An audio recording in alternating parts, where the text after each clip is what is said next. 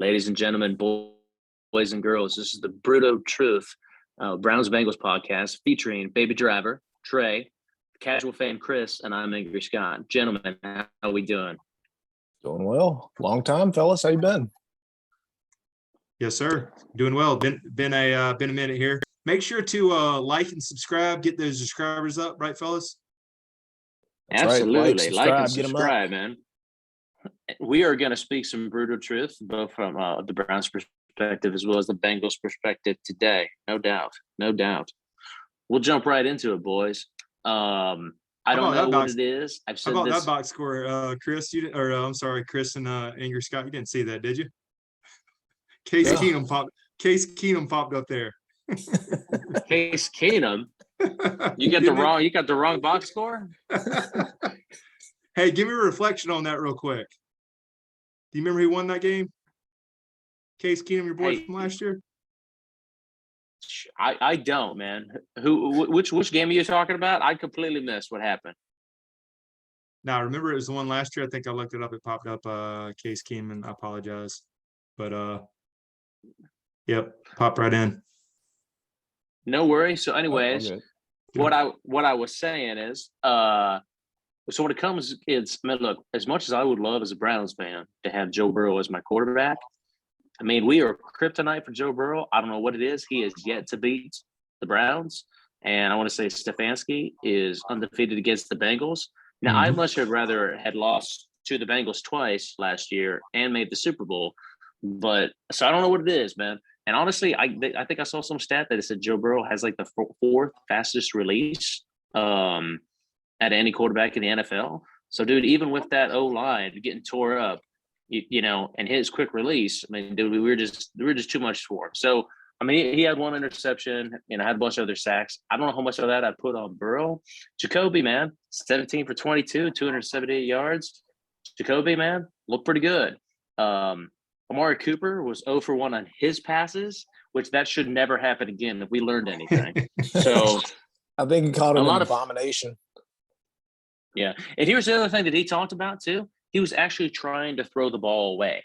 That's the thing that's amazing. Because it looked like, to me, he was actually trying to throw it to the Cincinnati guy. So, I mean, look, what I'll say is, from a Cleveland standpoint, you know, I saw a couple signs there. A couple of folks have reached out to me and said, hey, look, Angry Scott, we need to see your face. So I was actually at the game. Trey, do you have a picture of me at the game? I actually got on there. If you don't have that ready, you get that ready. We'll put it up later.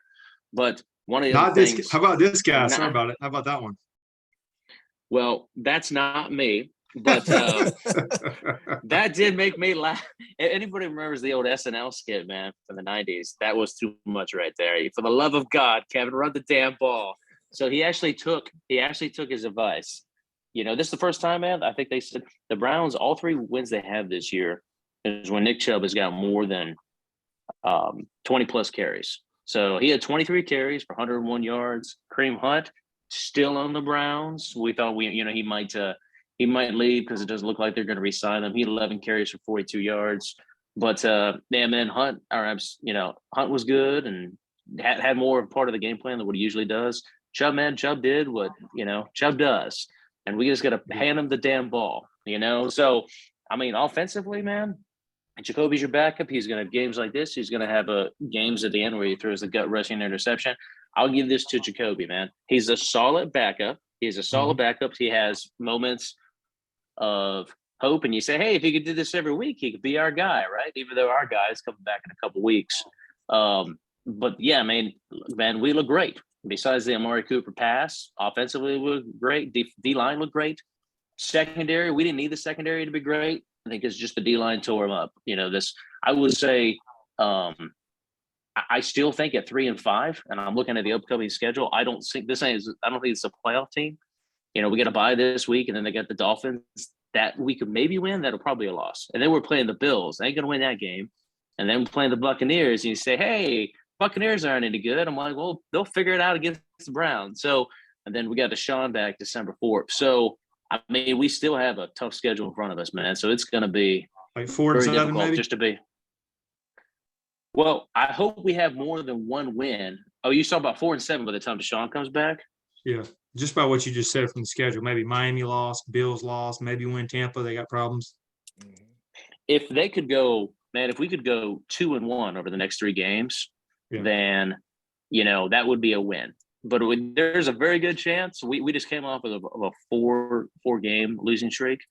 And so there's a very good chance that we'll lose the next 3. The thing that's frustrating, man, is, that's week 2 debacle against the Jets. And then you look at all these, Atlanta was a close game. Maybe Atlanta's better than what we thought they were, but Chargers was a close game. The only game that they've, 3 of our 4 losses, I should say 3 of the 5 losses are by like 3 points or less. And then the Patriots took it to us. And even that was an 8-point game in the 4th. So, but I'm sure we'll get smashed by the Bills or something. We're probably still not a playoff team. That's just who we are right now. And so it's still, look, I don't know how good the Browns were as a team, as much as I just think they were outcoached that night. I put a lot of that on the coach in Cincinnati. So, look, man, we look great. If we look like that every week, that'd be awesome.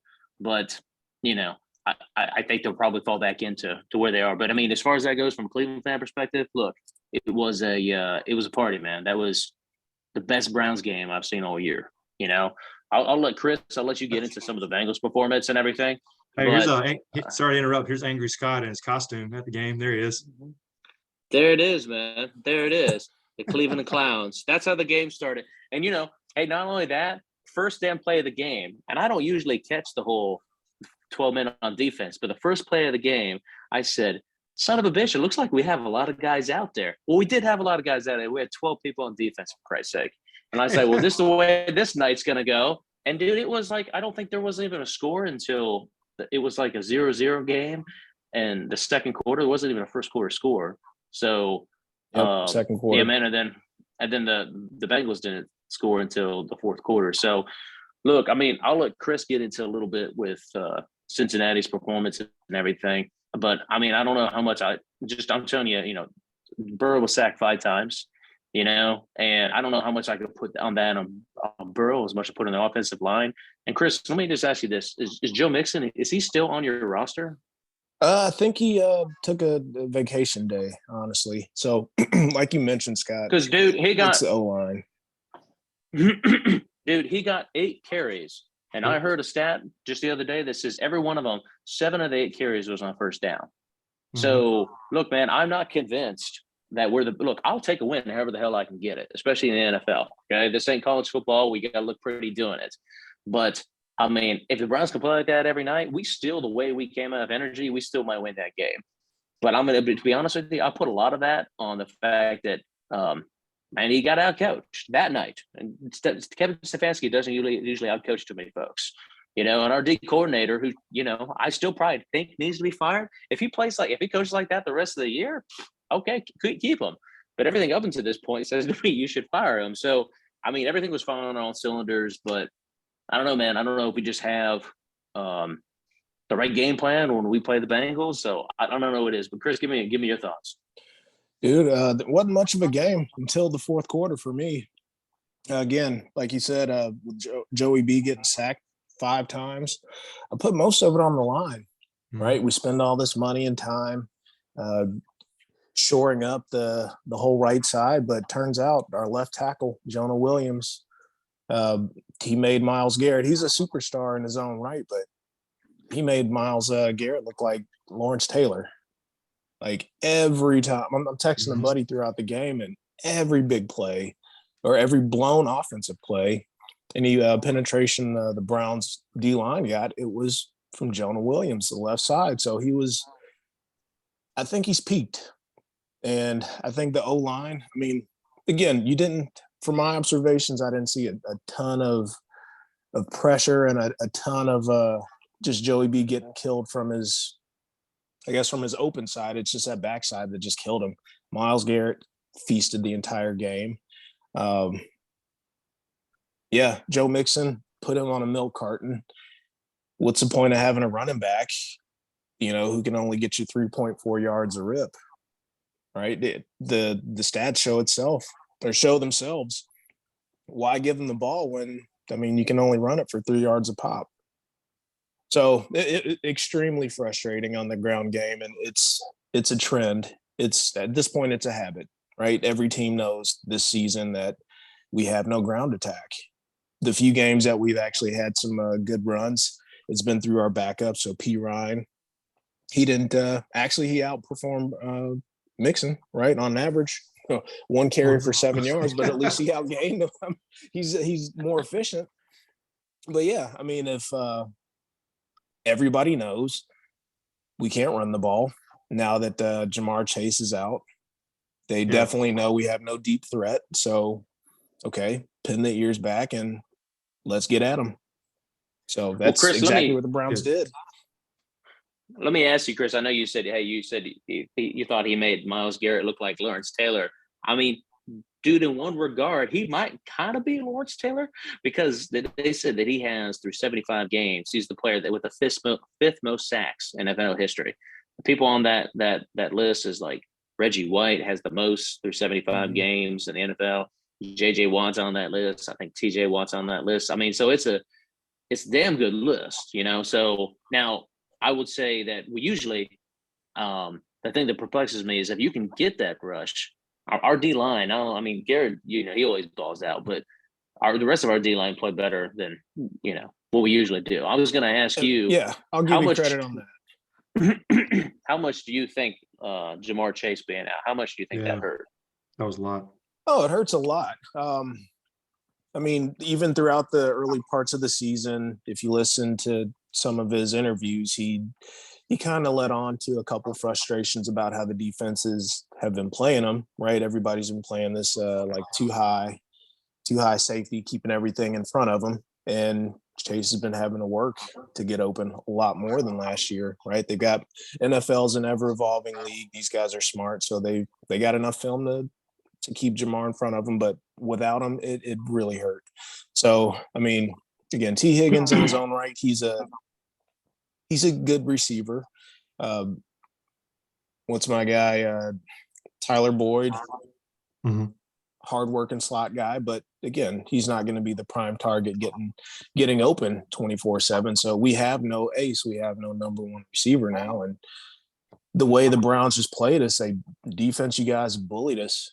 Right, T. Higgins, he's not strong enough. He's more of a finesse, speedy guy. But I mean, again, the way your corners kept everybody pretty well locked down, it spoke a lot. We couldn't break out until the fourth quarter.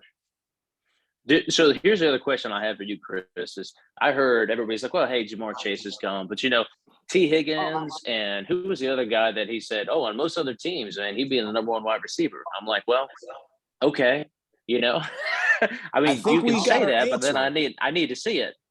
Yeah, I mean, again, I love T. Higgins. I mean, even going back to his Clemson days, you got to respect his skill set. However, he's got his chance to show that he can be a number one. He had last year or the year before Jamar Chase jumped on or got drafted. And again, skillful guy, but not the number one. So the way the season plays out and when Chase is out, we'll see if he can find his way open and make some strides. But this is going to dictate, I think, how he gets paid at the end of the season too, or when he seeks that contract extension, right? If he wants to get paid as a number one, we've got game film. T, you had your shot. What'd you do with it? So again, right now, Jacoby Montana killed us. Defense. I mean, defense has been solid all year. However, good stop the run. Yeah, I mean, how could you? The philosopher Marshawn Lynch, he had a quote about running into somebody's face over and over and over and over.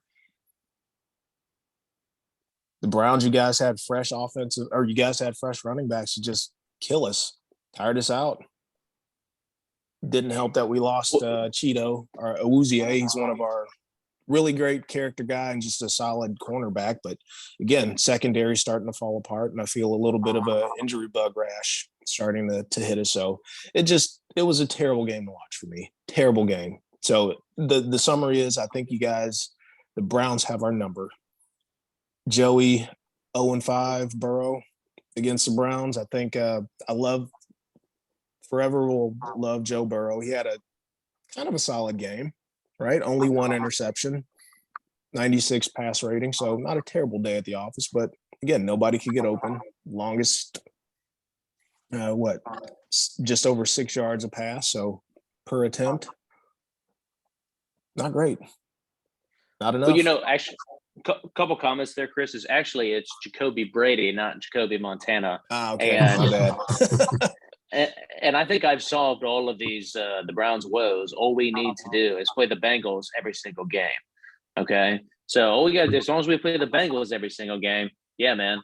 And if you win by 19 points, then you can't lose a 3-point game. So that's what I learned from the game. But I would say receiver wise, man, I'm just thinking about the Browns right now. It's Amari Cooper, and for most of the season, he's been absent. And we found him on Monday night. We also found out. We also found out he should never throw a ball again. But beyond that, dude, it's that's when I say when everybody says, "Oh, well, T. Higgins, he'd be the number one guy on another team," and hey, it doesn't matter. He's going to be out. I'm like, our number 2 guy is Donovan Peoples-Jones. And Donovan, man, he can catch a pass. I'll give him that much. And he is not garbage, but he's also, T. Higgins has definitely been hyped more. You know what I mean? So I don't know. Everything was working on Monday. Would you give him the E word? Is Donovan Peoples-Jones anywhere near elite? Uh-oh. I don't know about elite. Who am I, Kirby Smart or something? Anyways. You're the leader or not. Look, brother. Anyways, so we found out. We found the answer. And Trey, if you can put up that picture of our boy Chris Farley again, I'm just going to show the viewers here what the answer is for everything. See if you can find that. Yeah, but before that, real quick, how did you guys miss Njoku a lot? And how long's he out for? Because I know he's pretty good wide out. Didn't need him. We didn't. No, dude. If you win by every game by 19 points, and you don't fucking need him, right? But and we'll talk about it. It's kind of like, hey, we'll talk until another podcast. But Ohio State, man, like we're not missing Jackson Smith and Jigma, and we won't miss him until one of these other guys gets hurt and everything like that. But I mean, we didn't need him on Monday night. I'd like to get him back fast, but we didn't need him on Monday night. Here is the answer to all of your questions, okay? For the love of God, run the damn ball, Kevin. That's all you need to do, man. And you can see he's sitting there with his arms crossed. He's like, no, I'm going to outsmart everybody because I'm the newest boy genius in the NFL.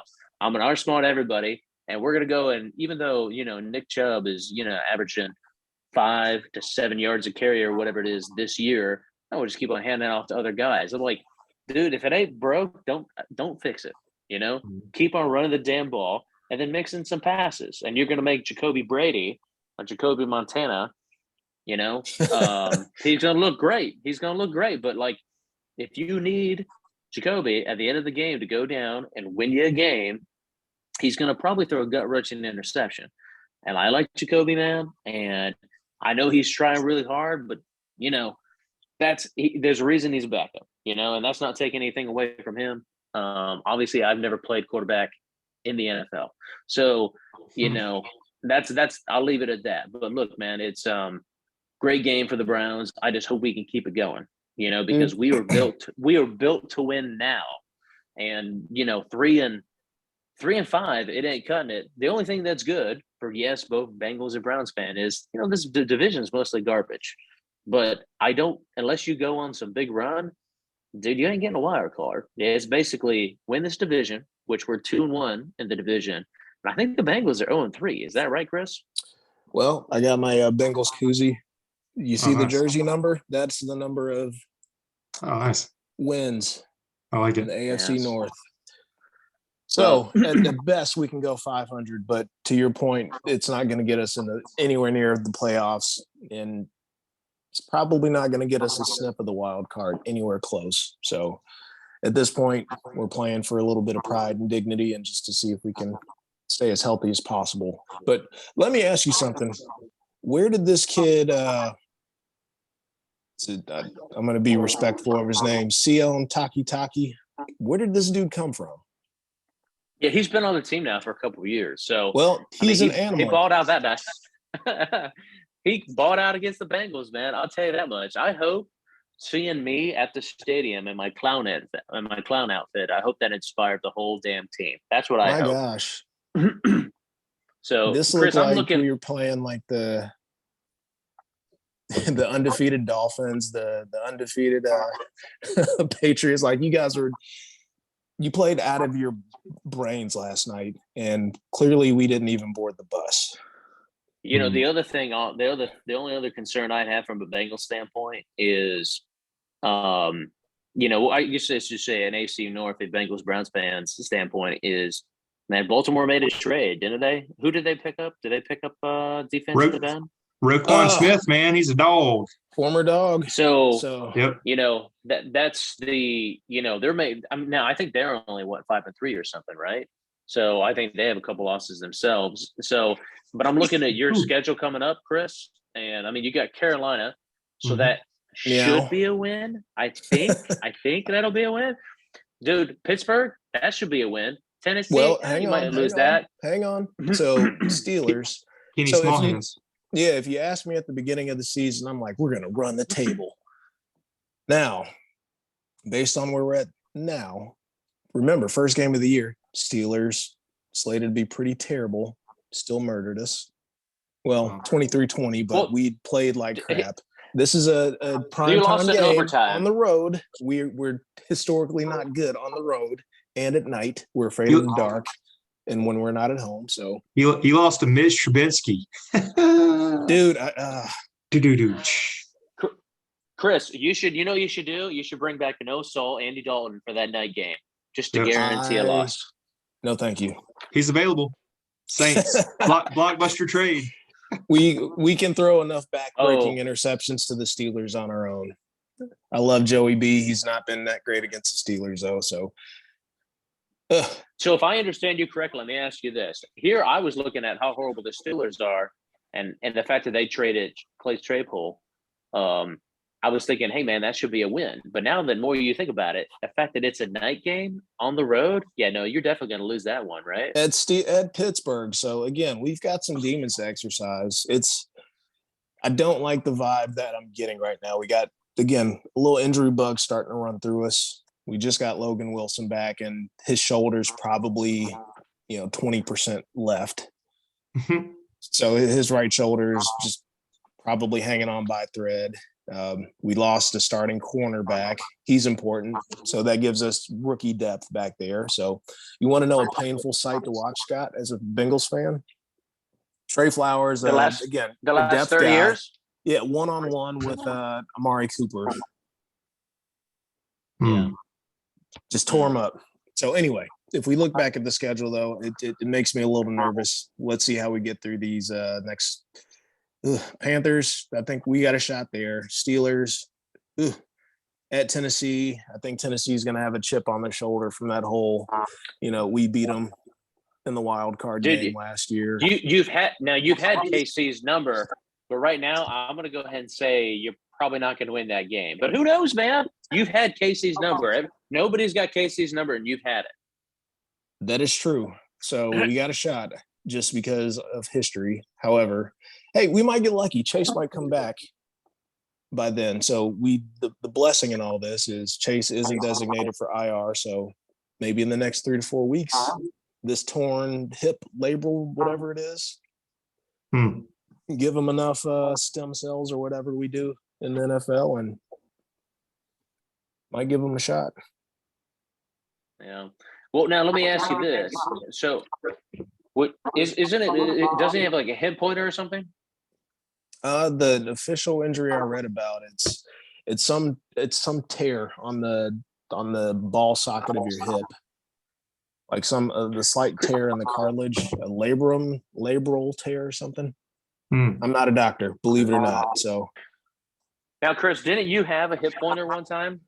I did. Old fashioned, getting up out of my desk chair. So completely different than professional sports. I thought that was the one from you doing too much insanity. Oh, well, that's kind of started the whole thing, but exacerbated by getting up out of my desk chair. Hey, Scott, it would really help with all these injuries and Chris's problems and Jamar Chase, some Viva seltzer. How about Yeah, that? buddy. Hey, zero There you sugar, go, zero man. carbs, gluten free. Live long, live well, live it up. You got elderberry, huckleberry, grapefruit. We also had our discount code. It's been bumped up to 20% off. Hustle, Hey, 20% hey. off. Hey, Any thoughts on that? I know Now, Scott's still. Dr. Baby Driver, if I understand you correctly, what you're saying is Jamar just needs to get his ass back on the field after he throws down a couple of these beef seltzers. He won't feel anything while it's happening, right? Exactly. It'll be Problem temporary, solved. but it'll get him through a game. Now he might be hurting after the game, but he'll be rocking and rolling. Hey, he got through that game. He's out for the season. What's that? Career over? But let me tell you well, something. On Monday night, I absolutely could have thrown down some of these bad boys. But Trey, I asked myself, where could I buy one? You can definitely get these from the website here, vivatequilaseltzer.com. Not in the grocery stores yet, just because it has tequila in them, but you can order on here and get your 20% off. Putting in hustle, 20% off. right on. And I hear again, you, your man. favorite, you have a favorite of the 4, Trey? Yeah, it's definitely so the ones I've tried. I like the elderberry if I had to pick. This right here. Very tasty. Oh, delicious. Well, I will say the only good thing here is we wrap up this one up, boys, is that right now, and the Ravens, yes, they lead the way, but dude, they're 5-3. So Bengals, you're only 1 game behind. Browns, you're only 2 games behind. I guess technically the Steelers are only 3 games behind, but I'm going to go ahead and say their season's mostly over. You know, am I wrong with that? I don't think I am. Not that we're going to go and tear it up, but am I wrong with that? I don't think the Steelers can make a run at 2-6. Do you? No, they just traded Chase Claypool, like you mentioned, so they're getting ready for the draft. Keep TJ Watt as healthy as they can. They'll let him take his time, but Kenny Pickett's gonna just live through a season of interceptions and see if he can mature. That's what I think. Dude, a fun little stat that I have to say this before I forget. Would you like to know who has the longest playoff drought in the AFC North? Mike Tomlin. The Pittsburgh Steelers. What do you think about that, boys? Yep. I love now, it. I know what you're thinking. Hey, I thought it was Cincinnati. Well, it was Cincinnati for a really long time because they were like 91 was the last time they won, it's before last year. So it had been about 30 years. And the Browns, I think it was like 95 until we won in 2020. So if you're keeping track of that, do you know who the coach was of the last time? Okay, so technically Stefanski wasn't even the head coach in that playoff win because he was out of COVID in 2020. But before then, the head coach was, yes, Bill Belichick of the Cleveland Browns beat the New England Patriots, and the head coach of New England Patriots, ready for this, was Pete Carroll. So that's in the Wayback Machine. So regardless, suck at Pittsburgh. There you go. How does it feel to be on the bottom, even though you haven't been there very often? And let me say this right now. If you want to fire your head coach, we'll take him. And you know what, Cincinnati, we'll fight you for should him. take him as well. We'll fight for him. But we need an offensive coordinator and someone to nourish Joe Mixon's courage and confidence so we can run the ball. So, hey, Scott, let me borrow that sign for the next couple games. Scratch out Kevin. Let me borrow that sign for the next couple of Bengals games. Ball. Yeah. Absolutely. I need it. We need it. Well, I didn't know if you wanted to borrow the clown outfit or if you wanted to borrow the sign.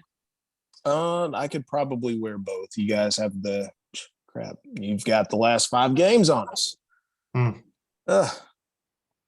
Yes, indeed. Dude, all we have to do, I hope we actually get some momentum out of this from a Brown standpoint that, hey, whatever we bottled up there. I mean, it's also like if you can just have offensive coordinator or have your head coach fail, because I'm telling you right now, man, I think Joe Burrow makes Cincinnati's head coach looks like a boy genius.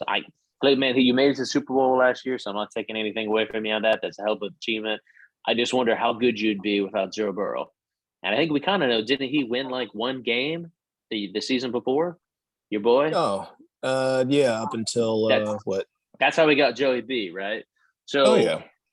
I mean, I just wonder, man, how good would he be? How much is Joe, really bailed him out? So, I mean, I think you need an offensive line and an offensive coordinator. And the Browns, man, I'll say this. We look fine there. I still, boy, unless we got something going forward, D coordinator and secondary has been suspect all year. But I tell you one thing, not Monday nights. You got it. And that, gentlemen, is the brutal damn truth. So, hey, any other quick comments there? Either Kris or Trey? No, let's flush this game and move on to the next. Zach Taylor, you're on notice. You're on notice. The guy took the Super Zach Bowl Taylor's last year, and you want to fire him. Hey, I'm not saying they got to fire him, but he's got to make some changes. We have to make changes. You can't beat 2-6 Panthers or whatever they are with a 4-string quarterback. You got problems. PJ Walker. That's right. So we'll be watching. This is casual fan Kris saying you're on notice that if you're horrible for the next 4 seasons, we're gonna fire your ass. That's right. Mike Brown will take mediocrity for multiple years and then consider firing you. There you go. There you go, man. He's gonna take. What was I'm drawing a blank on your old head coach's name, man. He's no Marvin Lewis. Marvin Lewis.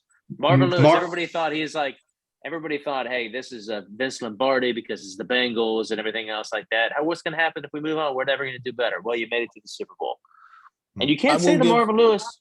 I mean, Marvin Lewis also had Carson Palmer, even though it took a helmet to the knee in that game, in the back of the Steelers. But still, painful. Carson Palmer, man, he can suck it as well. Because you know how many playoff wins he had? 1. Suck it, Palmer. Playoffs. So I will give a little bit of credit to old Zach Taylor. So again, just changing that mentality and bringing in some, I'll call them high quality, high character type guys. So there's unity in the locker room, but now if he can just get some more, what's that thing that's important? Talent on the offensive line, then you'll be all set, right? Yes, and getting these things called wins. I think Jameis Winston likes to say he likes to eat dubs. The Bengals need to eat a few dubs, like immediately. I thought it was shrimp was his thing, his go-to. Crab legs.